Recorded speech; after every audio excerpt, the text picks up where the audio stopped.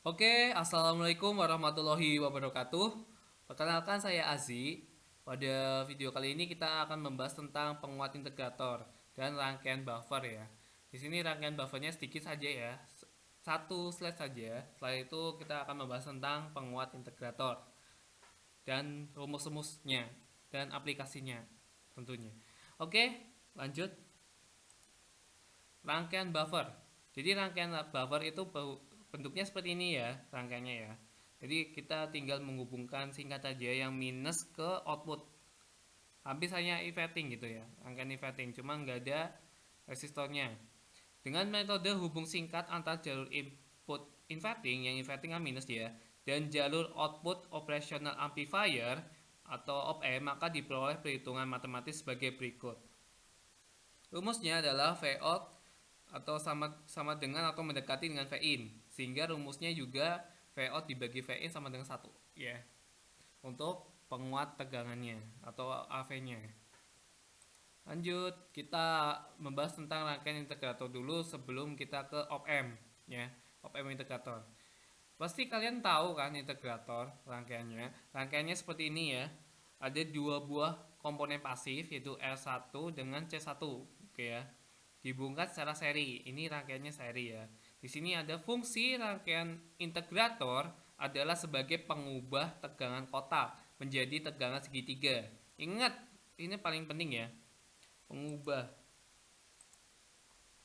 Pengubah tegangan kotak menjadi tegangan segitiga. Oke, seperti ini ya. Mengubah tegangan kotak menjadi tegangan segitiga. Atau dapat juga digunakan sebagai rangkaian filter loros bawah, LPF atau low pass filter. Ya, ini yang biasa digunakan untuk rangkaian integrator. Oke. Ini juga nanti digunakan di op-amp integrator juga. Ya. Ya. Penguat integrator dasar.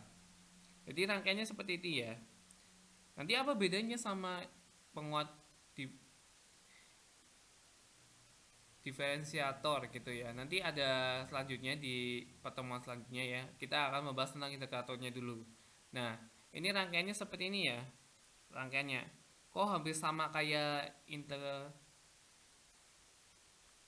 ya, itu hampir sama ya. Jadi ada inverting, rangkaian invertingnya hampir sama. Cuma RF-nya yang diganti dengan kapasitor ya. RF-nya yang diganti dengan kapasitor. Tok gitu ya. Oke. Gampang kan, mudah rangkaiannya inverting, ada R in sama kapasitor, udah V out gitu udah. Oke, kita nggak perlu dibahas ini. Nah, untuk rumusnya, ya rumusnya namanya juga integrator, pasti rumusnya ada integralnya ya. V out dalam waktu-waktu ya, ini yang waktunya, sama dengan minus 1 per R kali CF integral V in dalam kurung T per dt ya, karena berdasarkan waktu. Oke ya, kita bahas sedikit saja rumusnya ya. Rumusnya seperti ini ya, berawal dari arus masuk ya. Arus itu rumusnya adalah muatan atau Q ya. Arus sama dengan muatan dibagi waktu. Oke ya, ini arus. Kalau tegangan sama dengan muatan dibagi kolom, atau muatan dibagi muatan sama dengan tegangan kali kapasitor. Maaf ya, ini kapasitor ya. Rumus muatan, muatan itu satuannya kolom. Oke ya. Kapasitor satuannya farad ya. Muatan pasti kalian pasti tahu ya, Q sama dengan macet ya. Pasti ini pelajaran SMA yang paling disenangi oleh anak-anak IPA ya. Ki macet gitu ya, gampangnya gitu ya. Oke, kita lanjut. Karena di sini Q-nya diganti V, maka diganti dengan V kali C ya, maka IC sama dengan C dalam kurung dVC per dt. Oke ya. Nah, kita lanjut ke yang posisi kedua. IR sama plus IC sama dengan 0 ya, karena pertemuannya tabrakan ya. IR-nya kan tinggal VS dibagi R kan, udah, ini bagian ini aja ya. Nah, IC kan bagiannya yang ini. Nah, IC sama dengan rumusnya yang ini ya, C kali dVC per dt. Oke. Nah kan DVC-nya yang mana? DVC-nya yang bagian V outputnya ya. DVC-nya kan VC-nya yang V outputnya. Jadi yang digantikan di sini dV out per dt. Dan rumusnya di sini kan tinggal di, kalau ini pindah ruas ya, ini pindah bagi ya. dV out per dt sama dengan minus 1 per RC, kan pindah ruas jadi minus ya,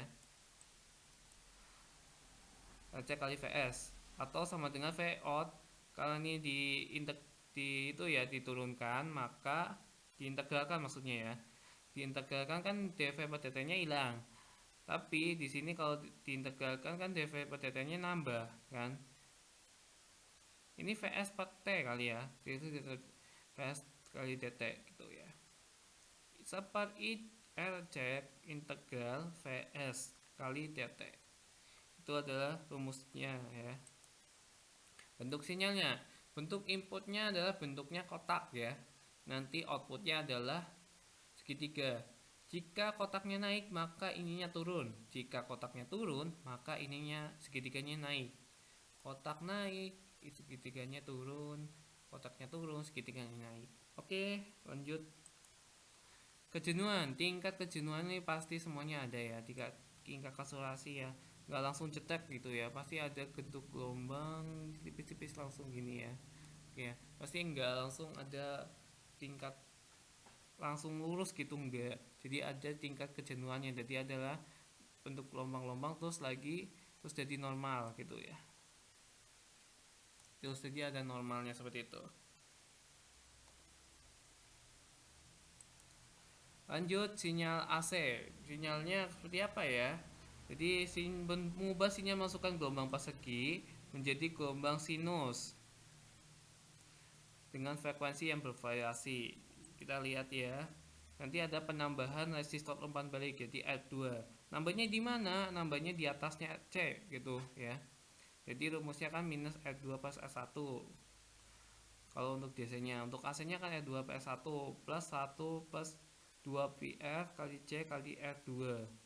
1 plus ya omega kali C kali R2. Omega kan rumusnya ini ya, 2πr ya.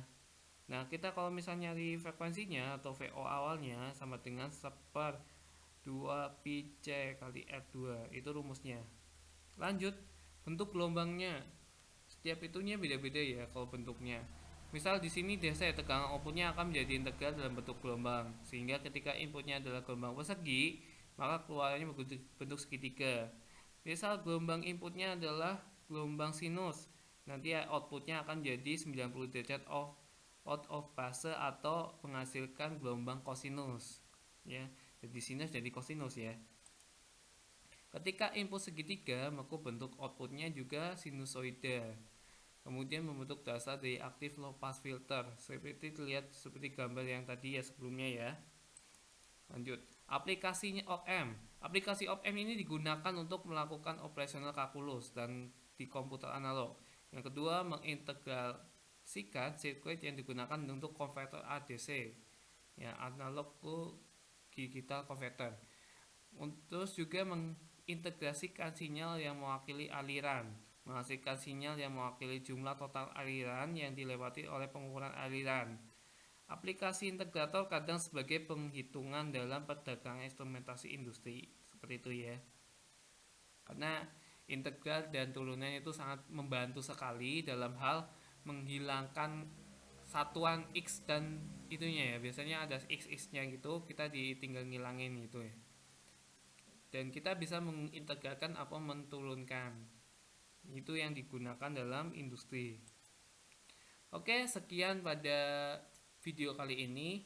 Tonton video selanjutnya, oke? Wassalamualaikum warahmatullahi wabarakatuh.